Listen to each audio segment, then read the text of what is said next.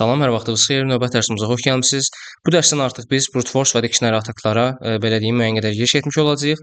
Xatırlayacağınız üzrə bundan öncəki dərslərdə biz artıq müəyyən qədər nəzəriyyə yekunlaşdırmışdıq. Əlavə olaraq Docker üzərində də vulnerable web application quraşdırmışdıq. Bu dərsdən etibarən biz artıq mərhələli şəkildə OWASP top-10-ə uyğun olaraq müəyyən qədər boşluqları ilk olaraq nəzəri olaraq izah eləyəcəyik. Daha sonra isə nəzəriyyə bitirdikdən sonra vulnerable web application üzərində həmin mövzunun praktikasına göz gəzdirməyə çalışacağıq. İlk olaraq brute force və dictionary atakdan başlayırıq. Növbəti dərsdə isə eyni şəkildə qeyd etdiyim kimi bunun praktikasına göz gəzdirəcəyik. İlk olaraq brute force nədir? Brute force hücumçunun giriş məlumatını, şifrələnmə açarını və ya gizli səhifəni trial and error üsulu ilə təxmin etməsidir. Burada trial and error nə deməkdir? Yəni xəta olan zaman eyni şəkildə yenidən test edir. Düzgün nəticəni aldıqdan sonra isə brute force artıq uğurla nəticələnir deyə bilərik. Bunda bir neçə növ var. Yəni zaman əsaslı da ola bilər, content lengthə uyğun olaraq da ola bilər və yaxud birbaşa error kodları əsasında da eyni şəkildə ola bilər. Biz bunu artıq network hissəsində eyni şəkildə Hydra vasitəsilə test edə bilərdik. Burada isə biz nümunədə Burp-Suite-dən istifadə edəcəyik.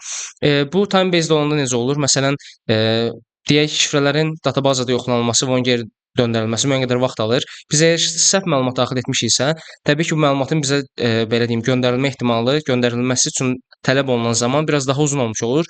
Çünki bütün databazanın içindəki şifrələrin arasında bizim daxil etdiyimiz şifrəni yoxlayır. Bunun nəticəsi olaraq əgər hansısa bir cavab daha sürətli gəlibsə, biz buradan başa düşə bilərik ki, düzgün cavab həminkidir. Əlavə olaraq content length üzərindən də eləyə bilərik. Əgər belə deyim, məlumat bizə geri dönüş edirsə deyə bir kombinasiyadan istifadə eləmişik. Bizə geri dönən content link digərlərinə nisbətən daha uzunsa, biz burada da eyni şəkildə düzgün cavab tapdığımızı düşünə bilərik. Lakin ilkin mərhələdə, təbii ki, son mərhələdə bunu yoxlayıb təsdiqləmək, belə deyim, parolu tapdığımızı təsdiqləməyə kifayət eləyir. Burada hər mümkün kombinasiya ardıcıl olaraq yoxlanılır. Bu exhaustive search adlanır. Yəni brute force hücumundan əslində dictionary ataka qarşıdurmamaq lazımdır. Brute force-a nə edirsiniz? Müəyyən bir kombinasiya verirsiniz. Məsələn, A hərfindən Z hərfinə qədər 1-dən 9-a qədər olan hərflərə uyğun bir word list yaradır. Word list nədir? Söz siyahısıdır. Hansı ki, bu söz siyahısını istifadə edərək biz daha sonra payloadlar generate edirik. Bu da təbii ki, müəyyən qədər gecikir. Çünki biz A-dan Z-yə qədər, ondan sonra isə 1-dən 9-a qədər verən zaman artıq bir-bir bütün hərflərin və rəqəmlərin kombinasiyasını yoxlamağa çalışır. Yəni spesifik söz yaratmaq yerinə ümumi olaraq kombinasiyanı yoxladığı üçün burada həqiqətən bir ingilis dilində olsun və ya başqa bir dillərdə olsun, həqiqi bir mənaya gəlməyən söz yaratmaq əvəzinə random sözlər də yaradıb test etdiyi üçün bu ciddi şəkildə vaxt alır və bəzi uzun təbii ki, şifrələrdə mümkün hala gəlmiş olur. Burada qeyd olunub parollar biz eyni şəkildə sındıra bilirik. İstifadəçi hesablarının icazəsiz giriş əldə etmək məqsədi ilə bizim nümunəmizdə təbii ki, icazəli olur və penetration testing istiqamətində fəaliyyət göstərmiş olacağıq. Şifrələnmə açarları eyni şəkildə məlumatları deşifrə etmək üçün biz burada keyləri eyni şəkildə tapmaq üçün brute force hücumlarını istifadə edə bilərik və əlavə olaraq gizli URL-ləri də tapmaq üçün biz bundan istifadə edə bilərik. Hansı ki, URL-lər bizim bildiyimiz şəkildə yox, başqa random bir adla saxlanılıbsa brute force-dan istifadə etmək bizim burada işimizi görə bilər. Bayaq da qeyd etdiyim səbəblərdən ancaq brute force o qədər də üstünlük verilən bir hücum növü deyil. Çünki burada çox ciddi şəkildə kombinasiyalar test etdiyi üçün bəzən bu çox uzun vaxtlar ala bilər və bu da bizə müəyyən qədər təbii ki, sərf etmir. Burada qeyd etdiyim uzun vaxtlar hətta kvadrilyon illərlə belə ölçülə bildiyi üçün hal-hazırda brute force ataklardan əgər parol yetərincə kompleksdirsə, düzgün nəticə tapmaq demək olar ki, mümkün olmur. Bunun üçün bilədiyim dictionary atakdan eyni şəkildə istifadə edirik.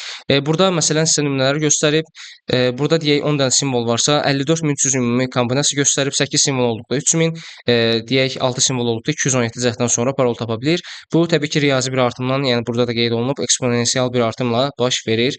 2 əlavə simvol olmağı minlərlə yeni cəhd deməkdir. Məsələn, gördüyünüz üzrə 8 simvoldan 10 simvol keçəndə burada ümumi cəhd sayı 3400-dən 54000-ə qalxıb. Yəni burada təbii ki, nəzərinizdə olmalı olan məlumatlardan biridir. Bunun üçün biz nə istifadə edirik? Dictionary ataklarını istifadə edirik. Dictionary ataklar nə idi? Belə yadınızda saxlaya bilərsiniz ki, bir söz siyahısı var. Həmin söz siyahısında ümumiyyətlə ən çox istifadə olunan parolların bir məcmusu, toplusu yer alır. Bunu necə aşkarlayıblar deyə soruşsaz, ümumi belə deyim, dark webdə olsun və ya hansısa bir forumlarda olsun, yayımlanan məlumatlara əsasən ümumi bir siyahısı çıxarılır və bu ümumi belə deyim, əhali arasında ən çox istifadə olunan parollar hansılarsa ona uyğun bir word list hazırlanmış olur. Ən çox belə deyim, geniş yayılmış nümunəyə biz Rock.txt-dən misal göstərə bilərik. Hansı ki, STF hücumlarında biz Rock.txt-dən çox geniş şəkildə istifadə eləyirik. Dictionary atak əvvəlcədən hazırlanmış parollar siyahısından istifadə edib istifadəçi adı ilə birlikdə sinir. Brute force-dan fərqli olaraq hər kombinasiyanı yoxlamaq əvəzinə yalnız ən çox istifadə edilən parollar yoxlanılır. Bu təbii ki, brute force-dan daha sürətlidir, çünki ümumi parollar saniyələrdə yoxlanılır və hədəfli şəkildə olur. Məsələn, ən çox istifadə olunan login parolları, login username-ləri nə ola bilər? Admin ola bilər, manager ola bilər və buna bənzər digərləri ola bilər.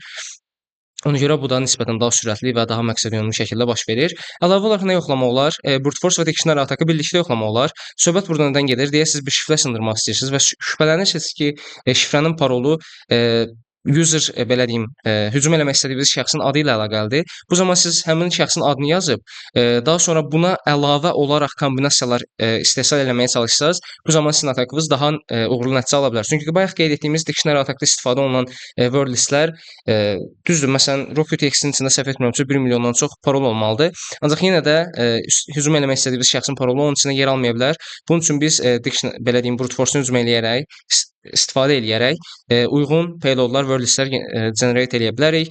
Burada pure brute force eləyəndə bizə qeyd eləyib ki, yəni sırf brute force hücum eləməyə çalışanda bütün mümkün kombinasiyaları ardıcıl yavaşdır, lakin tam əhatə eləyir. Tam əhatə eləsə də bayaq qeyd etdiyimiz kimi mümkün deyil hər birini test eləməyi. Əgər kompleks bir parol varsa, eyni şəkildə pure dictionary yoxlayanda yalnız əvvəlcədən hazırlanmış siyahını yoxlayır. Sürətlidir, lakin məhdud saydadır.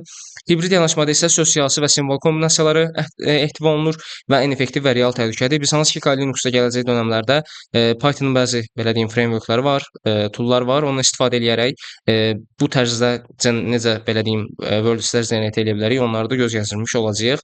Credential stuffing deyilən bir anlayış da eyni şəkildə var. Bu eyni zəifliyi yenidən istifadə etmək üçün istifadə olunur. Dictionary və brute force hücumları tez-tez eyni parolun müxtəlif saytlarda təkrarlanmasına söykənərək credential stuffing mərhələsini keçir.